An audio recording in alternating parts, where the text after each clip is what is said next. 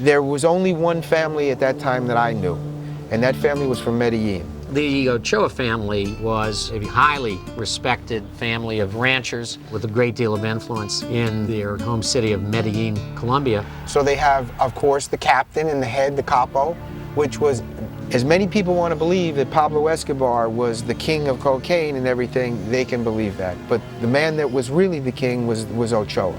And not Favito, the poor man, it was the old man. The old man was the silent man who never did a day in jail, who really controlled Escobar. Fabio Ochoa, the patriarch of the Ochoa family of the Medellin cartel. They are credited with having created a Lloyd's of London for the cocaine trade in Colombia. Rafa was like a lieutenant, and Rafa really controlled almost every kilo of coke that came into this country through the people from Medellin. Rafa knew it was coming, and Rafa knew who was getting it and how much they were getting for each one. And he made these people, I can't even be, I mean, you know, millions isn't enough, because millions isn't what he made these people. There was nobody higher than him for the Medellin cartel in this country. And he had many soldiers, just like the mafia people have soldiers that would work for him. Some of them would sell the drugs, some of them were enforcers. He had accountants, lawyers. So in your view, these fellas are not the cocaine cowboys? Absolutely not.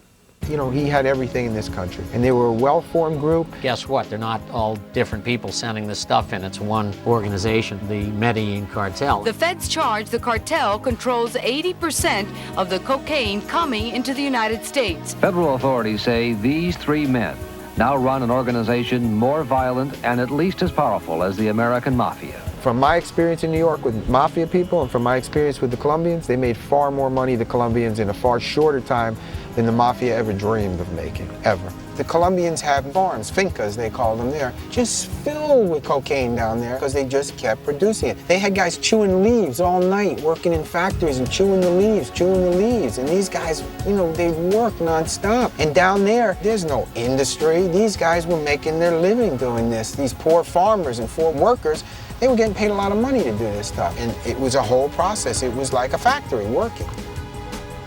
And we worked with shortwave radios at the time. There was no telephone communication like people you see on the phones in the movies, you know. Hey, what's going on down there in Colombia? I need 600 kilos. It wasn't like that. We had antennas that would come up out of the ground, go 80 feet into the air for communication. We would have a certain time they'd turn their shortwave on, we'd turn ours, and we would talk that way. But also at this hour in Miami, on a shortwave radio band that most radios cannot pick up, the coded instructions are coming in from a transmitter in Medellin, Colombia, for members of the world's largest cocaine smuggling organization. The cattle is ready. The cattle is ready.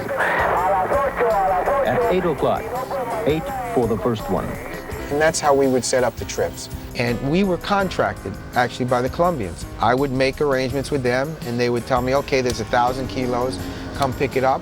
Over the mountains, down, and fly through a valley so nobody would see you. And you never had a problem landing, you never had a problem taking off. It was all paid down there, the government worked with them, and we would send the plane down there.